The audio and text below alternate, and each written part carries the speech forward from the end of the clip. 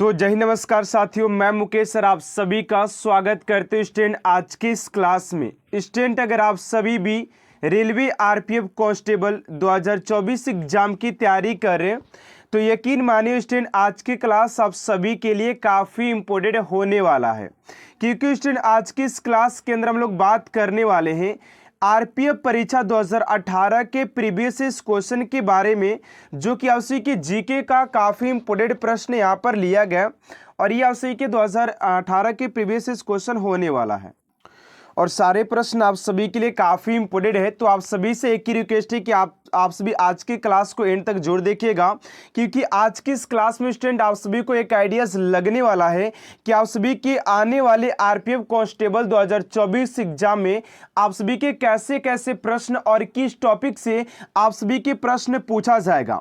और आज की टॉपिक में स्टूडेंट मैं आप सभी को 5 टॉपिक ऊपर बात करने वाला हूं, जहां से कि आप सभी के हर एक शिफ्ट की बात किया जाए वहां से आप सभी के प्रश्न पूछा ही जाएगा। तो चलिए स्टूडेंट आज की इस क्लास को स्टार्ट करते हैं। तो जैसा कि स्टूडेंट आप लोग देख पा रहे हैं कि सारे प्रश्न आप सभी के लिए काफी इंपोर्टेंट एंड प्रीवियस क्वेश्चन लिया गया। तो आप लोगों से एक ही रिक्वेस्ट है कि अगर आप सभी को अगर प्रश्न का आंसर पता होता है तो आप लोग हमारे बताने से पहले आप लोग आंसर कमेंट बॉक्स में लिख सकते हैं, ठीक है ना। तो चलिए स्टूडेंट आज की इस क्लास को स्टार्ट करते पहले प्रश्न के साथ। आप सभी का पहला प्रश्न क्या पूछा जा रहा है। पहला प्रश्न कह रहा है कि पूर्व नियोजित क्रम में भूमि के एक टुकड़े पर विभिन्न फसलों के उत्पादन को क्या कहते हैं। ये क्वेश्चन आप सभी के 2018 के एग्जाम में आरपीएफ एग्जाम में पूछा गया है, तो ये आप सभी के लिए काफी इंपोर्टेंट क्वेश्चन हो जाता है। कह रहा है कि पूर्व नियोजित क्रम में भूमि के एक टुकड़े पर विभिन्न फसलों के उत्पादन को क्या कहते हैं। तो इसे हम लोग मिश्रित फसल के नाम से भी जानते हैं। तो ऑप्शन नंबर सी आप सभी का राइट आंसर हो जाएगा। चलिए अगले प्रश्न को और बात करते हैं। आप सभी का दूसरा नंबर प्रश्न है कि भारत के सबसे बड़ी मीठे जल की झील निम्नलिखित में से कौन सा है। अब यहां पर आपसे कोई और टाइप के प्रश्न पूछा जा सकता है कि भारत का सबसे गहरा झील कौन सा है, भारत का सबसे ऊंचा झील कौन सा है, भारत का सबसे लंबा झील कौन सा है, खारे पानी का झील कौन सा है। और यहाँ पर आपसे इसे पूछा है कि मीठे पानी का जल भारत की सबसे बड़ी मीठे जल की झील कौन सी है। तो राइट आंसर हो जाएगा आप सभी का ऑप्शन नंबर ए यानी कि वुलर झील हो जाएगा।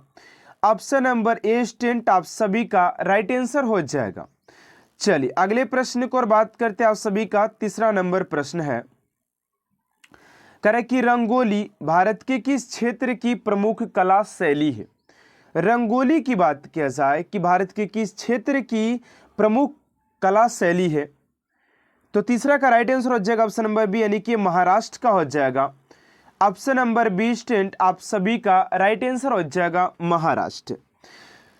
चलिए अगले प्रश्न को और बात करते हैं। आप सभी का 4 नंबर प्रश्न है कि वेल्थ ऑफ नेशंस पुस्तक के लेखक कौन है। और यहाँ पर स्टूडेंट मैं आप सभी को 5 टॉपिक ऊपर बताने वाला हूँ। अगर आप सभी स्टूडेंट इस 5 टॉपिक को अच्छे तरीके से रीड कर लेते तो मैं आप सभी को गारंटी देता हूँ कि आप सभी के 5 से 6 नंबर अवश्य आप सभी के एग्जाम में कन्फर्म जरूर से जरूर होगा। तो इस 5 टॉपिक को आप लोग जरूर देख करके जाइएगा कि आखिर ये 5 टॉपिक कौन कौन सा है।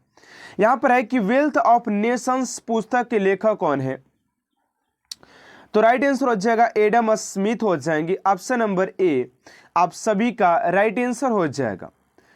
चलिए अगले प्रश्न को और बात करते हैं। आप सभी का 5 नंबर प्रश्न पूछा जा रहा है। 5 नंबर प्रश्न कर रहा है कि हम्पी का खुला संग्रहालय किस राज्य में है। तो हम्पी का खुला संग्रहालय की बात करते हैं स्टूडेंट के आप सभी के किस स्टेट में है, किस राज्य में हो जाएगा। तो 5 का हो जाएगा आप सभी का कर्नाटक। ऑप्शन नंबर ए आप सभी का राइट आंसर हो जाएगा। चलिए अगले प्रश्न को और बात करते हैं। आप सभी का 6 नंबर प्रश्न है एंड स्टूडेंट अभी तक आप सभी चैनल को सब्सक्राइब नहीं किया और आप सभी को क्लास और कंटेंट अगर दिल से अच्छा लग रहा है तो प्लीज स्टूडेंट चैनल को सब्सक्राइब कर साथ साथ बेल आइकन को प्रेस कर दीजिएगा और अपना प्यार और सपोर्ट अपना कमेंट बॉक्स में जरूर दिखाइएगा, ठीक है ना। चलिए अगला प्रश्न है कि सिंधु घाटी की सभ्यता में घोड़े के अवशेष कहाँ मिले हैं। तो सिंधु घाटी सभ्यता में घोड़े के अवशेष की बात करते हैं तो राइट आंसर हो जाएगा आप सभी का ऑप्शन नंबर ए, यानी कि सुरकोटदा में मिला था। ऑप्शन नंबर ए स्टूडेंट आप सभी का राइट आंसर हो जाएगा।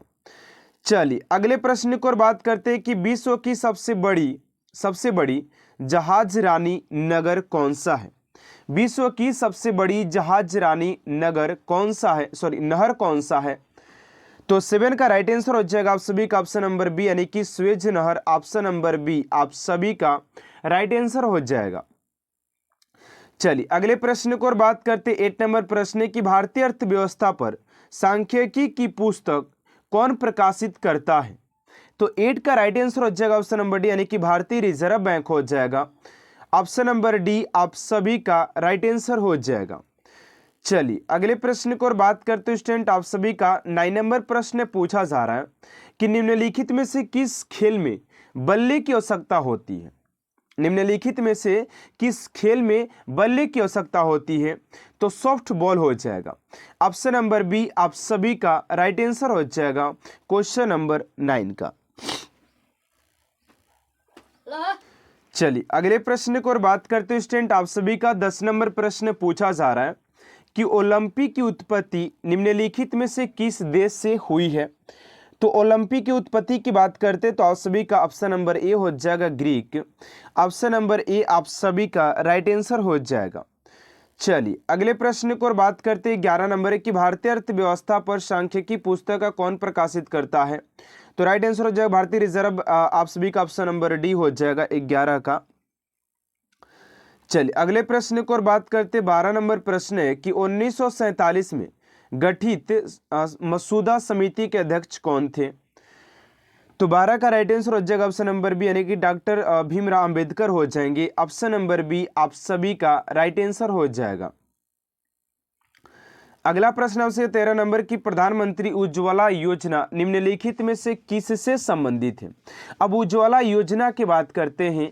एग्जैक्ट अगर ये प्रश्न न पूछा गया हो तो आपसे कि प्रधानमंत्री से एक योजना से प्रश्न जरूर पूछा गया था, ठीक है ना। आप सभी के एग्जाम में बात किया जाए तो, और आप सभी को मैं 5 टॉपिक ऊपर बताने वाला भी, आप लोग थोड़ा सा वेट कर लीजिए 5 टॉपिक कौन सा है जो कि बहुत बड़ा बम है अपने आप में, बात किया जाए तो, ठीक है ना।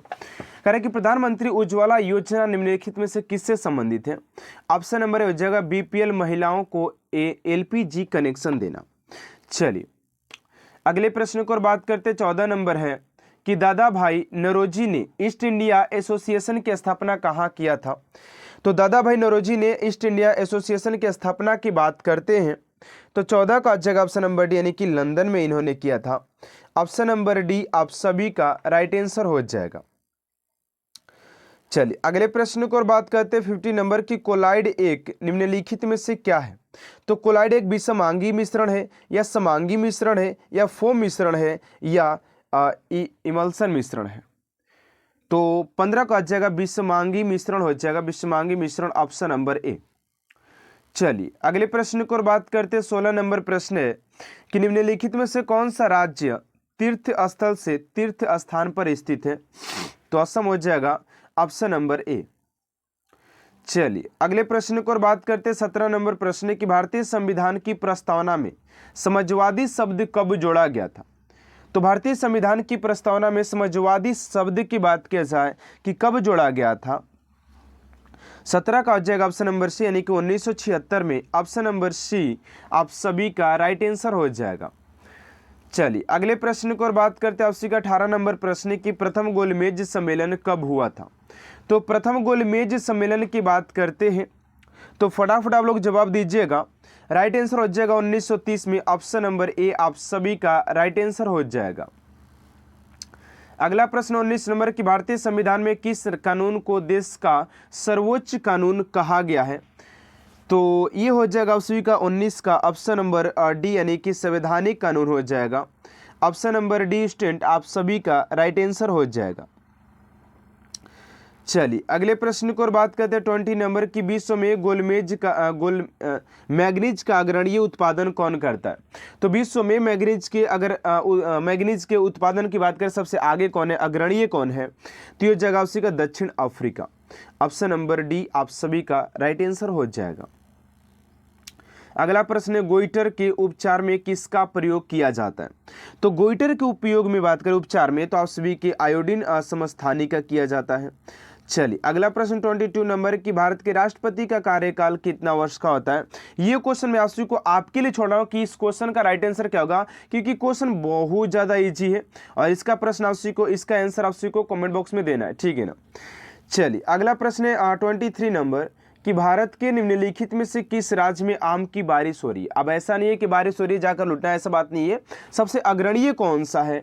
तो 23 का आ जाएगा आप सभी का ऑप्शन नंबर ए यानी कि केरल हो जाएगा। अगला प्रश्न 24 नंबर की किसने संविधान की प्रस्तावना को सार कहा था? वो वाला सार नहीं, ठीक है ना। तो 24 का आ जाएगा ऑप्शन नंबर बी यानी कि के ए मुंशी जी हो जाएंगे। चलिए अगला प्रश्न 25 नंबर की निम्नलिखित में से कौन एक निजी स्वामित्व वाली कंपनी है? तो राइट आंसर हो जाएगा Tata steel limited. And student आज की इस क्लास को यहीं तक एंड करते हैं। आप सभी क्लास कैसा लगा कमेंट बॉक्स में अपना फीडबैक जोड़ दीजिएगा। अगर आज की क्लास आप सभी को अच्छा लगे तो प्लीज चैनल को सब्सक्राइब कर साथ साथ बेल आइकन को प्रेस कर दीजिएगा ताकि ऐसा मोस्ट इंपोर्टेंट क्लास स्टूडेंट आप तक सबसे जल्द पहुंचते रहे। तो मिलते हैं नेक्स्ट क्लास में student. Thanks for watching my class.